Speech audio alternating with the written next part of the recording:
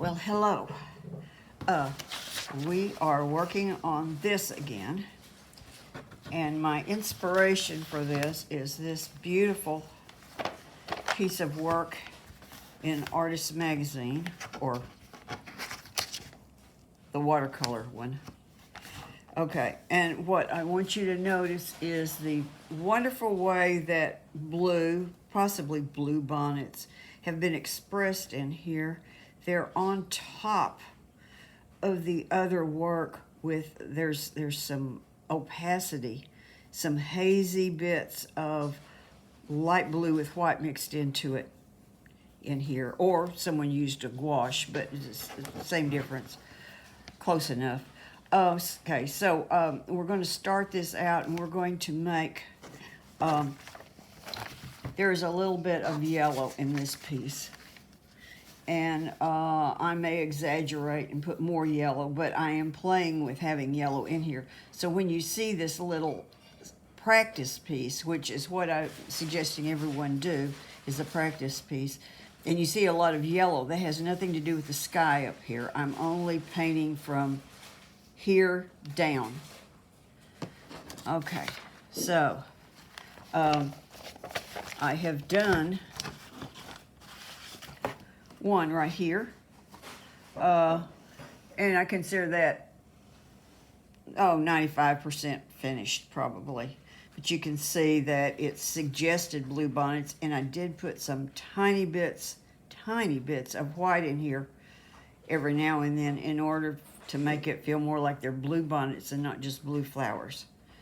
Okay, so this is what I'm trying to achieve. Here was sort of my halfway point. So let's get started. I have yellow ochre here. I have I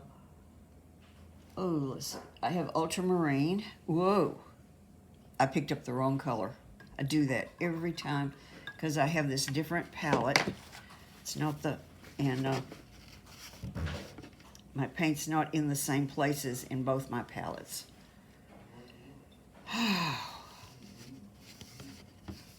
Okay, get that out of here and let's give it another go.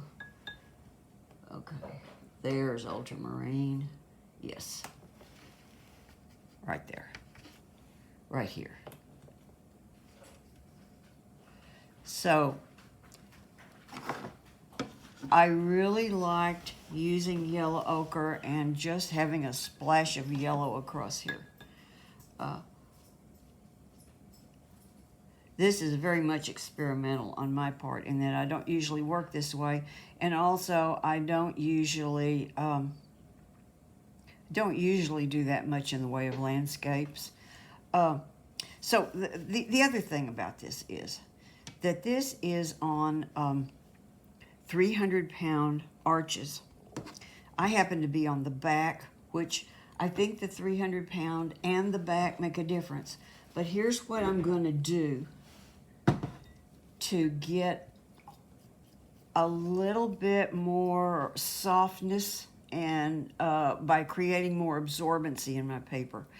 And I'm only doing that in this area where the blue bonnets would be, not up in the sky or the trees.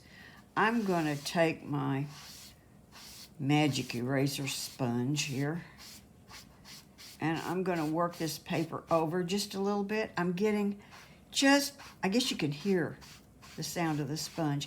I'm getting a little bit rough with it. I'm not just scrubbing the hell out of it, but I'm getting a little bit rough with it. And then I'm going to dry that and come back. Okay, so I have the sponged area at the bottom. And remember, we're only doing the foreground, not the area with the trees or the sky. So I'm taking some relatively thick, well, thick's the wrong word. Everybody's got words for it. But this is pretty strong yellow ochre.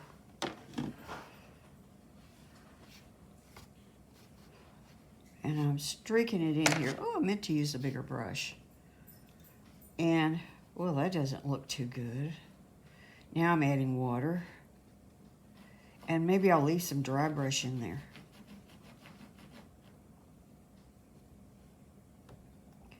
fact, maybe I'll just leave it like that. That's on there. That's thicker than I usually work.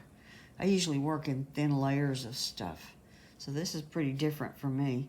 So down here, I'm going to work with really juicy washes down towards the bottom. I'm putting in blue right now. And I'm letting it seep up into the yellow. I may get some runbacks here. So let's get this pretty strong. Let's add a little yellow to it. And this is still yellow ochre. And I'm getting it a little bit on the greenish side. I don't want to go like too yellow because I really don't want a yellow green down here. And oh, let's just drop some little dots of color in here. As this begins to dry, one could keep doing that and get some just suggestions of, you know, landscapey stuff. Yeah. So I've got something about like this. Now what am I going to do with it? Oh, gee. Maybe I'll pull a little more yellow down in somewhere. Boy, that's not just a little bit. Let's see if it'll push that blue out of the way. I'm just curious here. There's some landscapey stuff again. Always keep a paper towel handy. Whoops.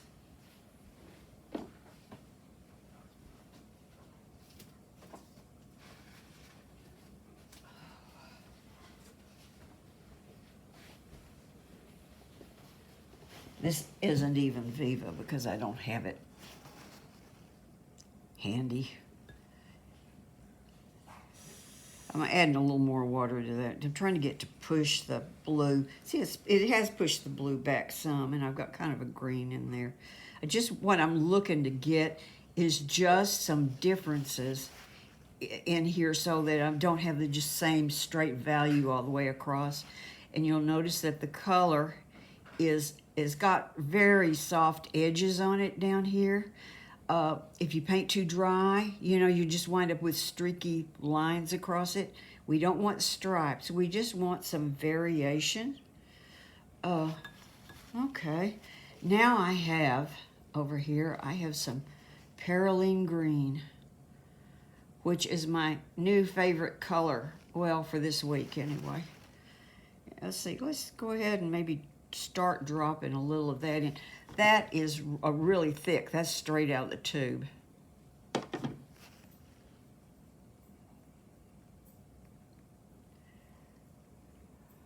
And again, I want totally soft edges on here. And I want to just create some variety.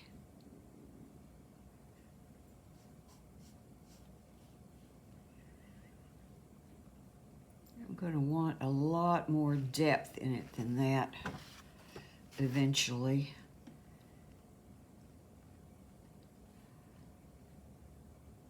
I think what we're going to do here, oh, look, see where I've got back runs up in here. I kind of don't like that edge because I think it brings that area to feeling like it's closer in. Either that or there are bushes there that aren't there. So what I'm going to do is I'm going to add just a tiny bit of water in here, and I'm going to tilt this up this way while it dries. And I'll see you on the other side of something here in a little bit. Actually, while I'm holding it up, I've got some vertical runs in my yellows. And I could decide that they're horrible or that I like them. I think I like them. And it's also softened it a little bit.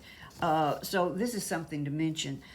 Some of you that maybe work a little too dry and you wind up streaky, and you know it's not that soft edged blend of stuff. If it's still wet, you can add a little bit of water or more color and then tilt it and soften the effect that you're getting. If I needed it to feel a little more horizontal, which feels more like a landscape, then I just tilt it side to side. Okay.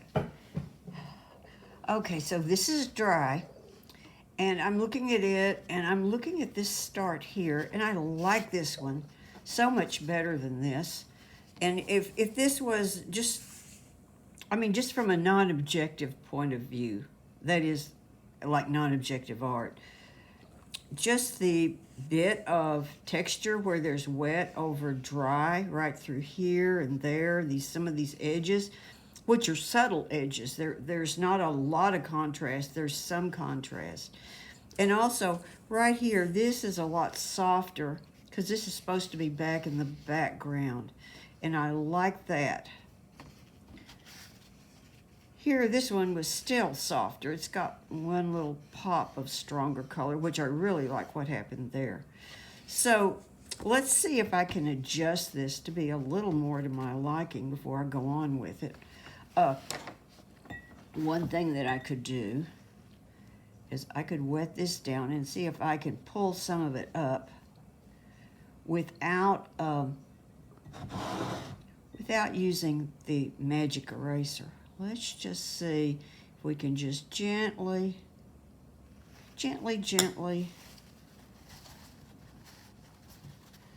make something change there.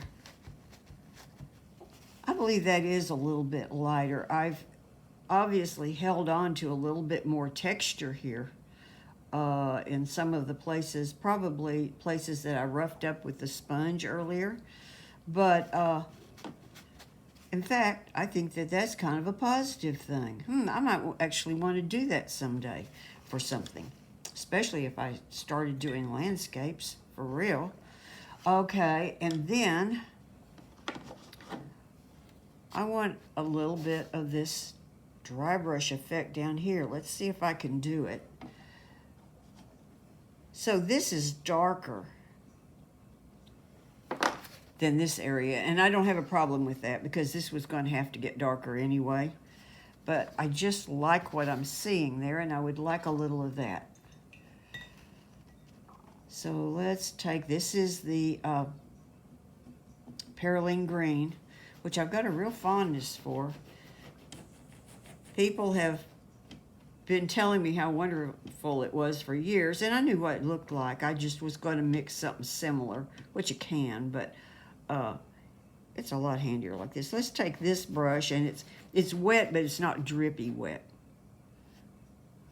Let's just see. Now, one can wind up with too much dry brush, and it can look like that, and I don't like that at all.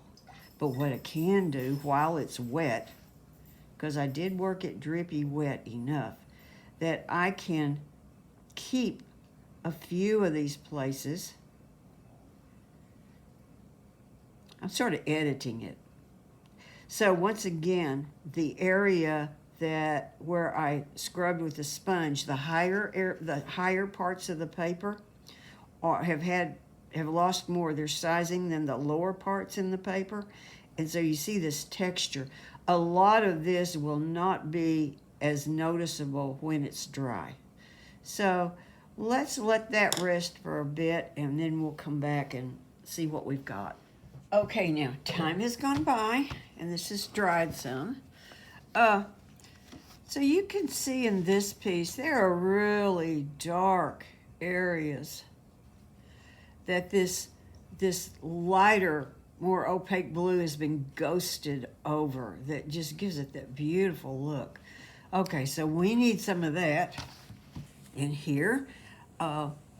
So we're going to try two things. We're going to use a sponge some, but we're also going to spatter.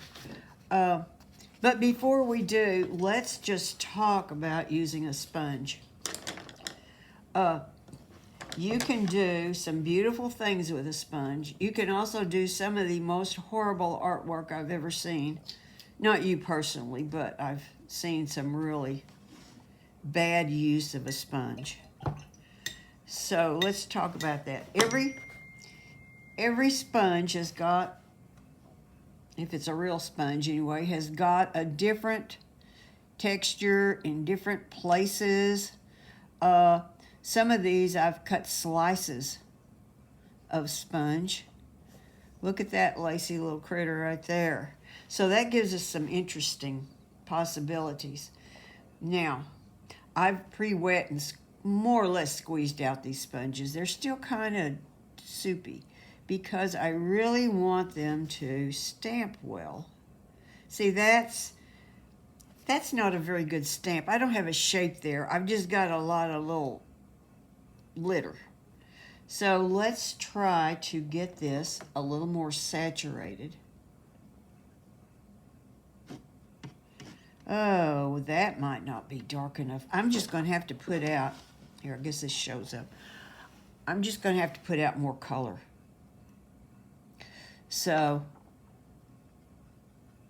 a sponge can waste color. The bigger the sponge, probably the more it can, the more it could soak up and waste color. So, I want something kind of deep to put this in. This is a shallow little sponge, so it shouldn't waste too much paint. But I want to get really wet, and then when I put it down, if I do that, you know, if I just kind of stamp at it, I don't get a lot. Well, that's better. But if I kind of put it down, maybe give it just a little bit of pressure so it squeezes a little bit of paint. Oh, gee, that didn't do anything. Well, I better try again. Mix up some more here.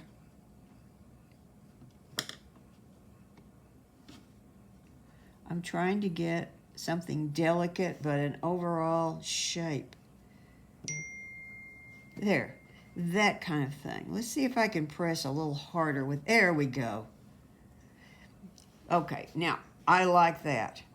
Now, here's the other thing that can go wrong with sponges or any kind of stamping.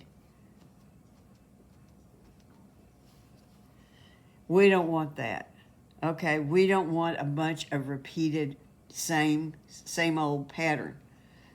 So, but I did get a lot to come off of the sponge this time. So when you're using the sponge, maybe use it and then either switch directions. Okay, I'm coming at it from the end. So see, I've got, there's a little monster that's fixing to eat something.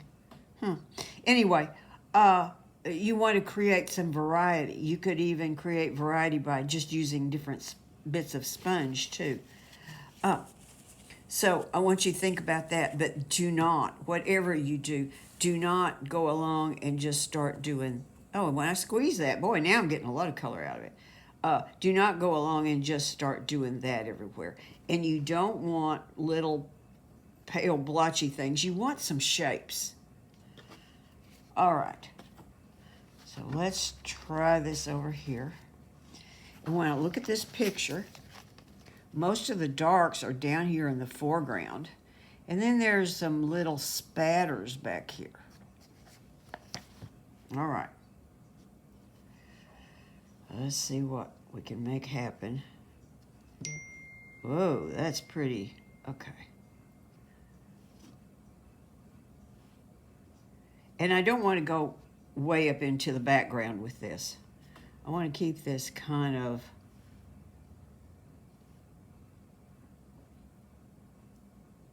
I'm actually using the side of the sponge here quite a bit.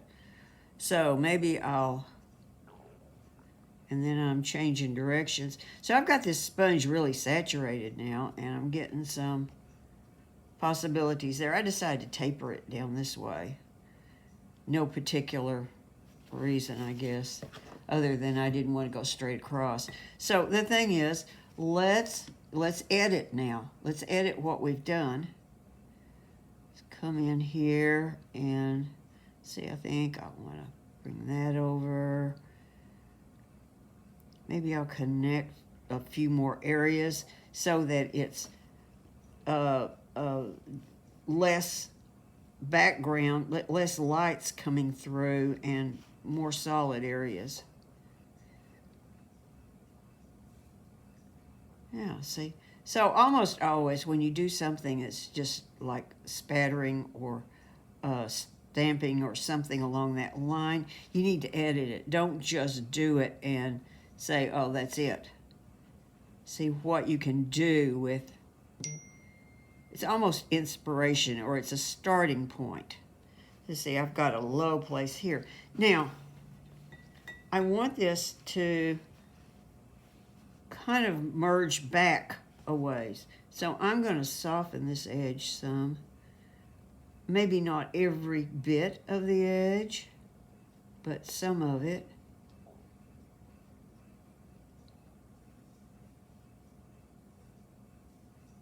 Like that.